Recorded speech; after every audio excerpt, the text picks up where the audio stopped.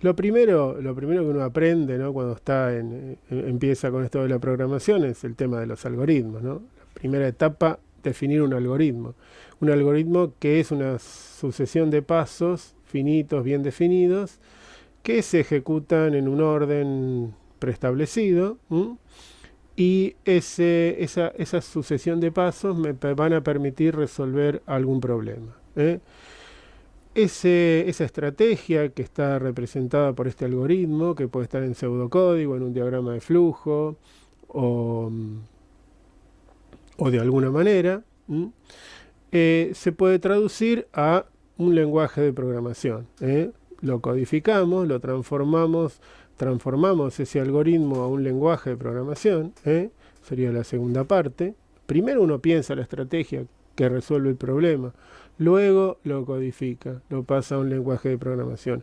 Ese lenguaje de programación, o sea, ese código, ese programa, ese archivo que está escrito en un código, en un lenguaje de programación particular, que se haya elegido porque es bueno, porque está dentro de algún paradigma que me permite moverme con soltura dentro del contexto del problema, se convierte en una aplicación. Esa aplicación está alojada en un dispositivo. Siempre hay un dispositivo que es capaz de entender y procesar eso que se transformó desde una idea, desde una estrategia o una idea, se transforma a través de un lenguaje de programación en una aplicación que es capaz de ser interpretada y procesada por un dispositivo, ya sea una PC, una tablet, un dispositivo, un teléfono, lo que fuera. En general, las aplicaciones y el software se alimenta de datos, ¿no? Estos datos vienen de algún lado. No están generalmente dentro del programa, dentro de la aplicación. Puede ser que sí, pero en general también necesitan datos externos. Esta información de entrada está a disposición para ser procesada por la aplicación. Y lo que espero obtener son otros datos diferentes de los que recibí, y convertidos fundamentalmente en algo muy importante, que es que se van a convertir en esta palabrita que está ahí, que es información. La información se diferencia de los datos en que la información tiene que ser relevante, tiene que ser oportuna, tiene que ser pertinente, tiene que tener sentido para la persona que la recibe. O sea, yo no puedo mostrar una pantalla llena de números y cifras y datos y palabras o lo que fuere. Yo lo tengo que convertir en información, o sea, en un resultado, en algo que el usuario esperaba obtener y es capaz de entender, comprender, y es útil sobre todo, que le sea útil. Entonces vamos a partir de un algoritmo, de una idea para resolver un problema, lo vamos a codificar, lo vamos a convertir en una aplicación que va a estar alojada en un dispositivo, y a través de datos internos y datos externos yo voy a brindarle al usuario información, ya sea por la pantalla, o puede ser al usuario final, o puede ser a otro proceso. Cuando estemos programando van a ver que a veces la salida va para el usuario final o va para otro proceso. Bien, sigamos. ¿Cuáles son las tareas que realiza un programador? Como dijimos antes, diseñar. Esta es la primera parte. Acá tenemos que diseñar. Diseñar. Diseñar es plantear ese algoritmo que va a resolver el problema, plantear la estrategia, elegir el paradigma en el cual quiero moverme, elegir el lenguaje de programación adecuado, y todo el digamos, el setup, todo el ambiente necesario para poder trabajar. Otra cosa muy importante que hace un programador es testear. La función de tester es muy, muy importante, porque no podemos poner en producción software que no esté suficientemente testeado. Cuando vean pruebas se van a dar cuenta de la importancia que tiene esto, ¿sí?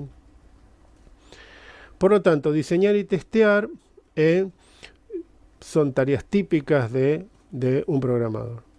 3. Depurar. A partir de los tests vamos a depurar los errores, los vamos a corregir, vamos a arreglar, vamos a refinar el código, ¿sí? Y estas tres cosas si bien podemos decir que se ejecutan en este orden, también podemos decir que no, y podemos quitar el orden y decir que, o por supuesto no voy a depurar algo que todavía no puedo probar, o no voy a probar algo que todavía no diseñé. Pero yo les puedo asegurar que a veces preparar la prueba, que es función del tester, yo podría primero preparar la prueba, ¿no? Preparar la prueba como primera medida. Si yo preparo la prueba primero, estoy prácticamente también diseñando, porque yo sé lo que quiero obtener y quiero definir bien para una entrada particular la salida esperada. Entonces testear también es parte del diseño. Y diseño, entonces yo podría empezar por acá. Depurar, ¿qué significa? Entonces, bueno, si aparecen errores, porque no respeta, porque cuando estoy testeando encuentro errores, ahí sí habrá que depurar y habrá que volver a tocar el diseño. Entonces, ¿cuál es la primera? Y bueno, todo depende de cómo se estén moviendo, cómo estén trabajando, y en general siempre la respuesta a las preguntas suele ser depende. Preparar la prueba es una muy buena forma de empezar, y esto es un cambio cultural que ustedes van a tener que implementar, seguramente. Van a ver en la clase del lunes próximo, que es de pruebas, van a ver la importancia de preparar la prueba. Y cuando vean TDD, todavía más. Pero bueno, me estoy anticipando mucho. Por lo tanto, diseñar, testear y depurar son tareas que realiza un programador, no necesariamente en este orden.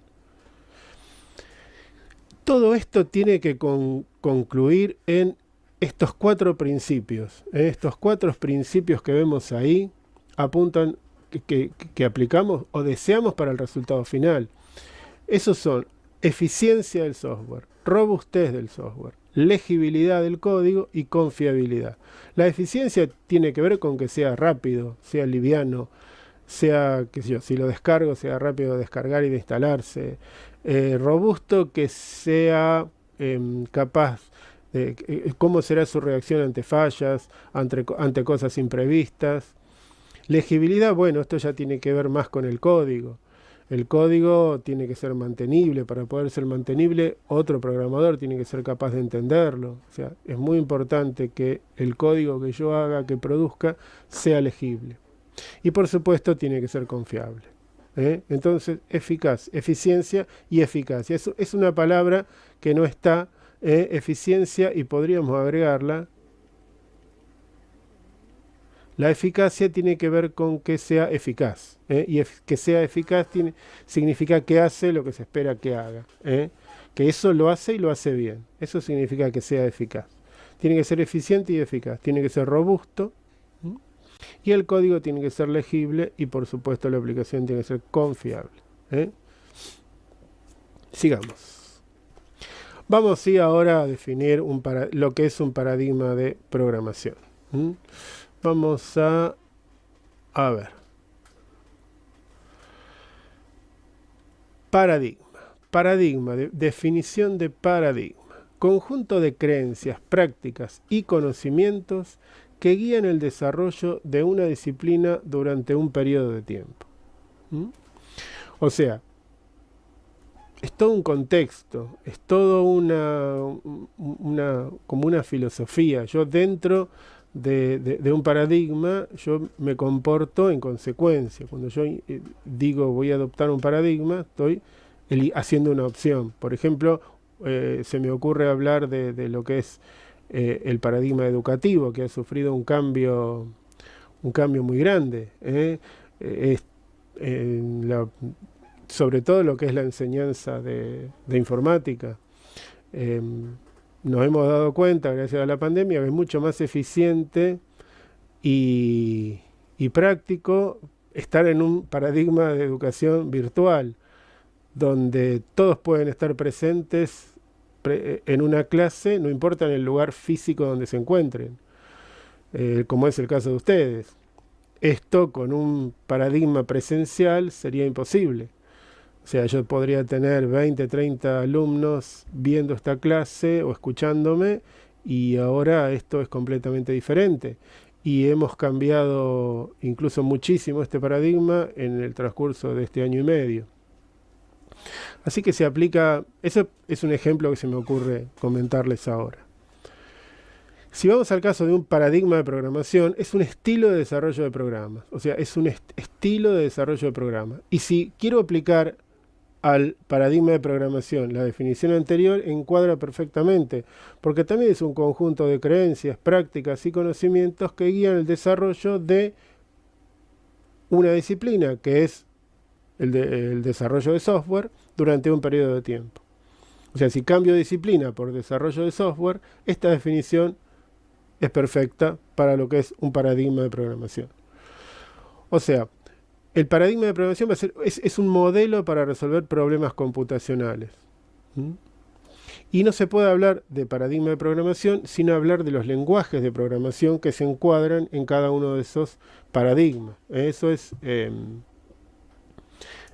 necesario. O sea, los lenguajes de programación necesariamente se encuadran en uno o en varios paradigmas a la vez a partir del tipo de órdenes que permiten implementar algo que tiene una relación directa con su sintaxis. O sea, la sintaxis del lenguaje va a tener que ver mucho con el paradigma dentro del cual estén encuadrados. Vamos a ver ahora un par de ejemplitos concretos de lo que se trata esto. Pero un paradigma de programación es un conjunto de reglas, es un ámbito, es una filosofía, es una manera de pensar las cosas y de encarar la solución de problemas. Es un concepto por ahí nuevo para ustedes, pero se aplica a un montón de cosas. Sigamos.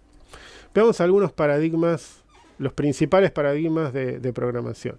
Imperativo. El paradigma imperativo, bueno, el paradigma imperativo lo conocen seguro porque es con el que empezaron, con el que empezaron a programar. Ustedes ya hicieron otro curso y en ese curso han seguido seguramente el paradigma imperativo. Los programas se componen de un conjunto de sentencias u órdenes que se ejecutan de manera secuencial, o sea, una a continuación del otro. Es el paradigma en el que todos hemos comenzado a programar. Acá están incluidos lo que es la programación estructurada y, por supuesto, incluye todas las estructuras de control que han aprendido.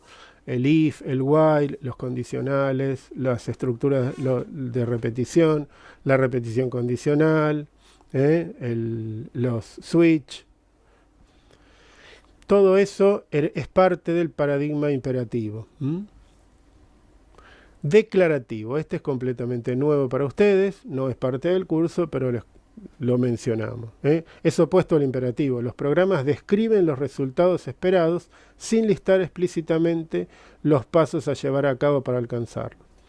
Y se dice que el qué es más importante que el cómo.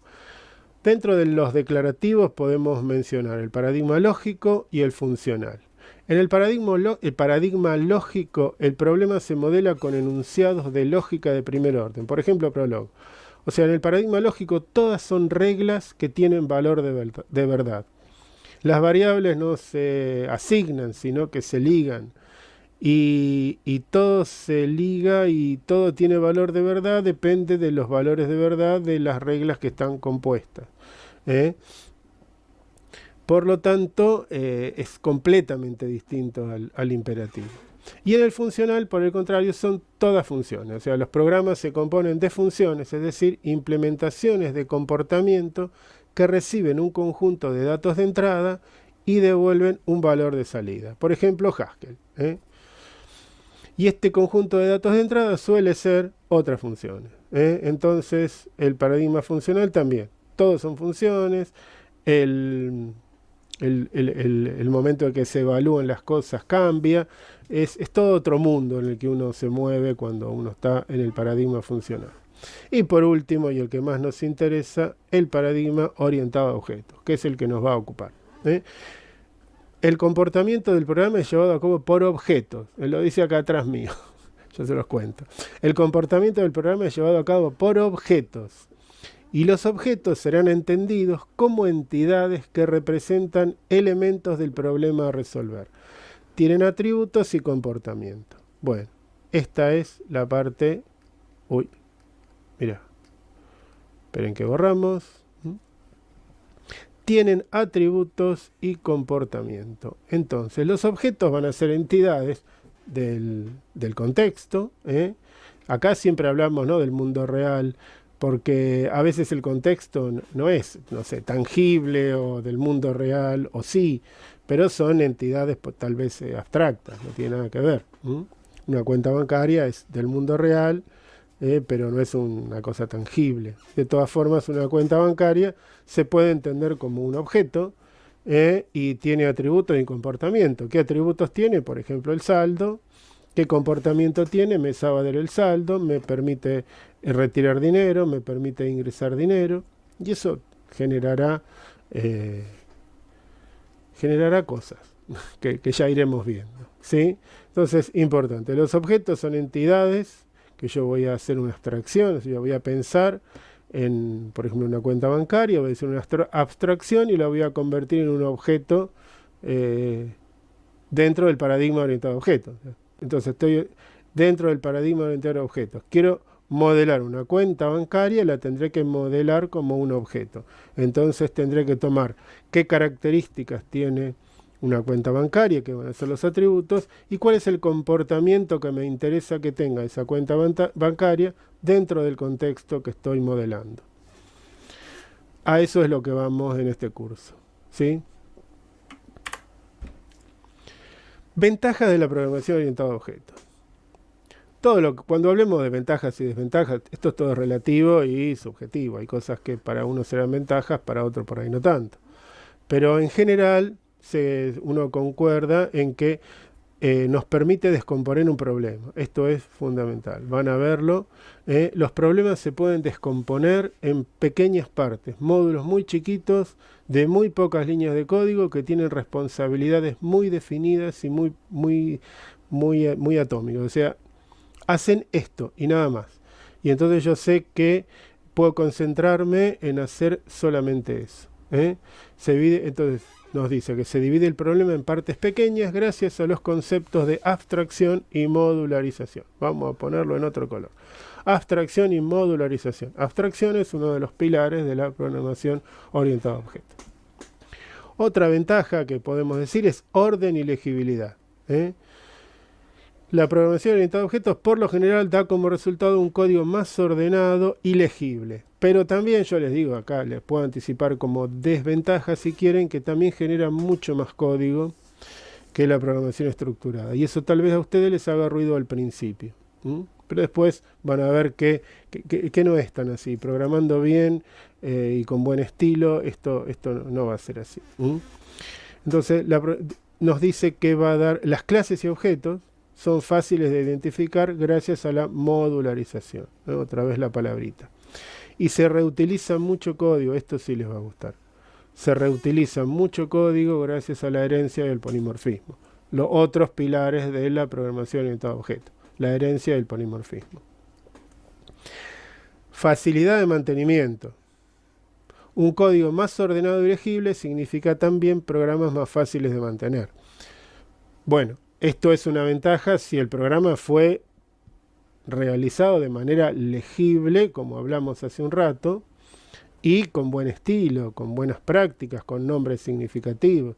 O sea, es muy importante para la facilidad de mantenimiento, no solamente que esté programado, orientado a objetos, sino que esté bien hecho, con buen estilo y con buenas prácticas. Y esas buenas prácticas se las vamos a ir inculcando de a poco. Sobre todo usar nombres significativos. Para las variables no pueden llamarse, o sea, es una muy mala práctica que una variable se llama B1, qué sé yo, igual a 3, B2 igual a 7. ¿Y qué es esto? ¿Qué es B1? ¿Qué representa B1? Ahora, si yo digo, por ejemplo, numerador igual a 3, denominador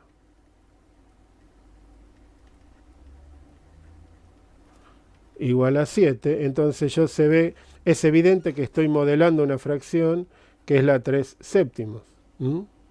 Ahora, B1, B3, podría haber elegido n y, qué sé yo, incluso si hubiera puesto numerador y denominador. Feo, feo, no me gusta. Me gusta más así, sí hay lugar para escribir.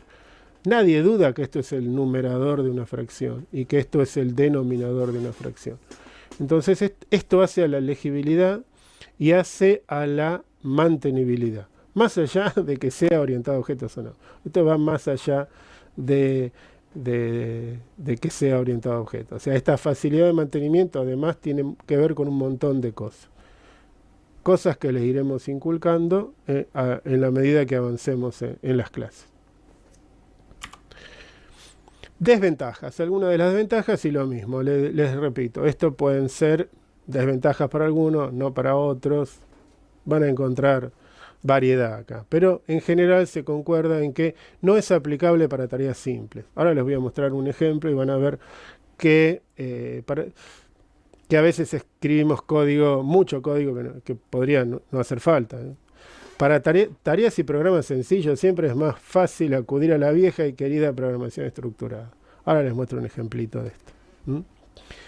A veces el concepto que un programador tiene de un objeto puede diferir del que tiene otro. Es por eso que es necesario contar con la documentación correspondiente. ¿Qué quiere decir? Yo puedo modelar por ahí una cuenta bancaria de una determinada manera.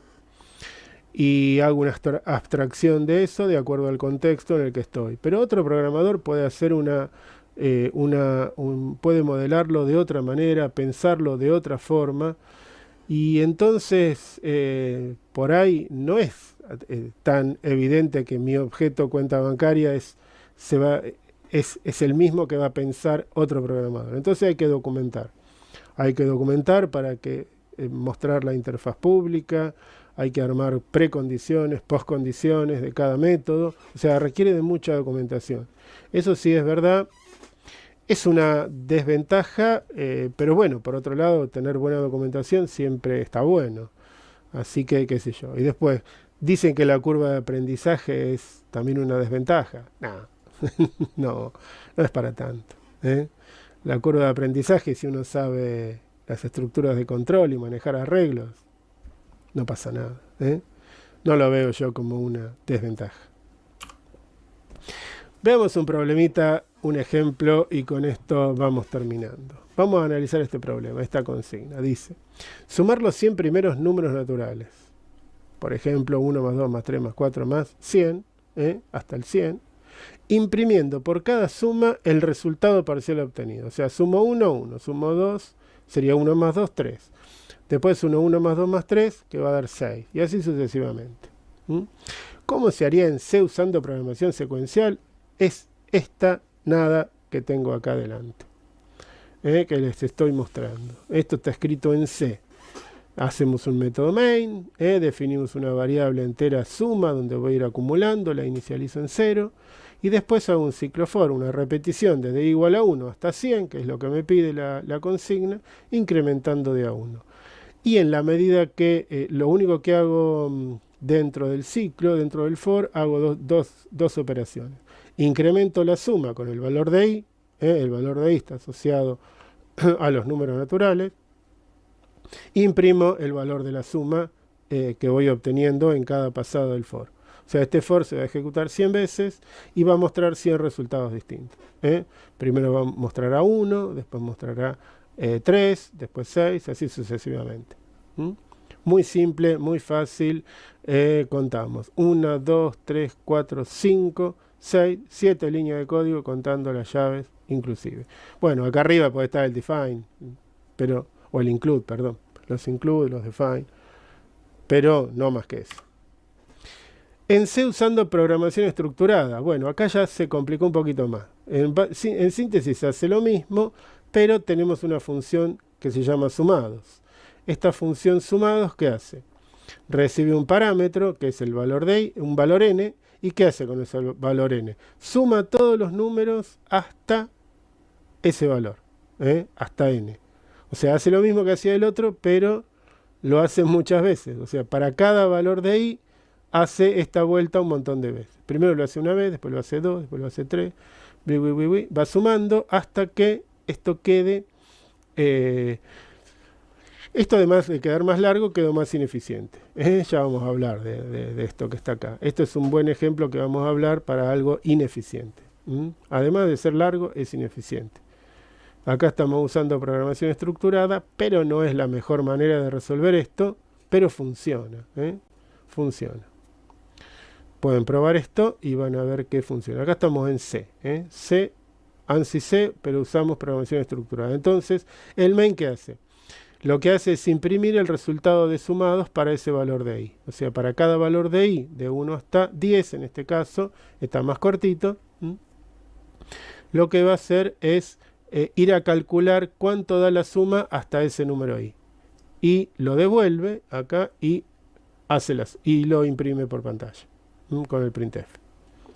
Sigamos. Acá lo tenemos en Java. Bueno, en Java ya tenemos todavía mucha más código. Tenemos la clase sumados. La clase sumados, ¿qué hace? La clase sumados, bueno, declara el método sumados, que devuelve un entero. Le pasa un parámetro. ¿Y qué hace? Suma. Acá hace lo mismo que está haciendo el que hicimos recién en C.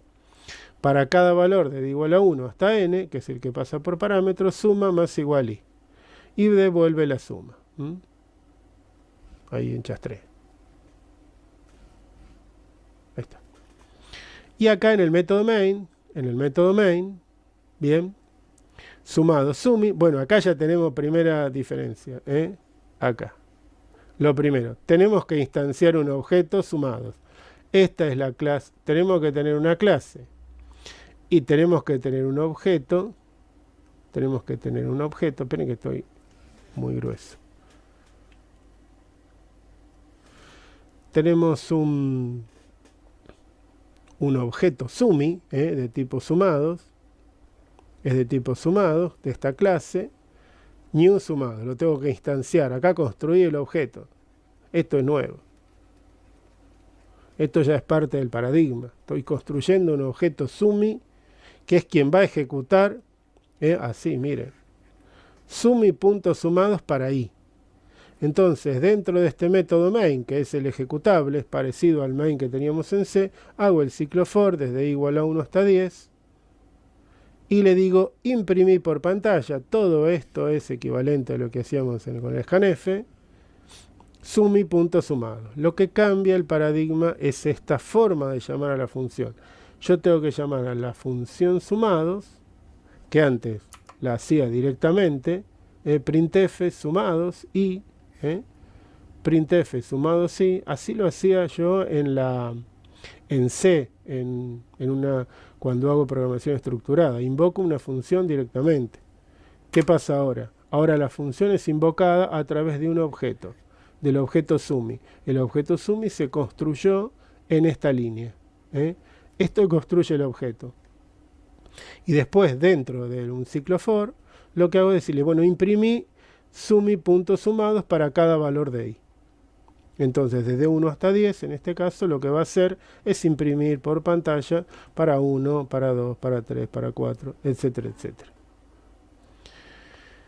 Y acá tenemos cómo sería la implementación en Java. Es más larga que la de C, pero sí, es más larga. Si la vemos, sí, es más larga. Ya ven que para programas sencillos esto se complicó. Podría haber hecho directamente acá en la solución, sí, pero si trabajo directamente dentro del método main, ahí sí. Igualmente el método main tiene que estar adentro de una clase. Y hay maneras de saltearse todo esto. Pero no, acá la idea era que vean este cambio de paradigma, que es que yo puedo invocar a la función sumados, pero únicamente a través de un objeto. Y el objeto sumi lo creé en esta línea, con esta sentencia. Todo esto lo van a aprender en la próxima clase. Cómo se hace todo esto, ya a partir después de la clase del miércoles, ustedes esto lo van a tener bien claro. Por último, en Prolog, miren lo que es esto en Prolog. 2 líneas de código. Está bien que está hecho de manera recursiva, ¿sí? Y me va a mostrar el resultado final. Acá el parámetro que se le pasa es x. y G grande es el resultado de sumar el anterior. Esto no los van a entender porque es un paradigma completamente distinto, un lenguaje completamente diferente y una manera de pensar que tiene que ser, además tiene que ser recursiva, porque fíjense que esta regla que se llama sumados, dentro de la regla, o sea, en Prolog, las reglas tienen dos partes, la cabeza y la cola, después del puntito. Dentro de la cabeza, o sea, este es el nombre de la regla. Acá estoy llamando a la regla con un nombre y dos variables. Y dentro de la cola, o sea, dos puntitos rayas, separa la cabeza de la cola. Dentro de esto hago una evaluación de valores de verdad y vuelvo a invocar a sumados. Cuando dentro de una regla se vuelve a invocar a la misma regla, se dice que esto es un procedimiento recursivo. No sé si todos conocen lo que es la recursividad, pero bueno, ya la iremos aprendiendo. Pero bueno, vean qué cortito quedó esto. Lo voy a limpiar para que vean que quedó lo fácil que era hacer esto en Prolog. 2 líneas de código. Pero es otro paradigma diferente.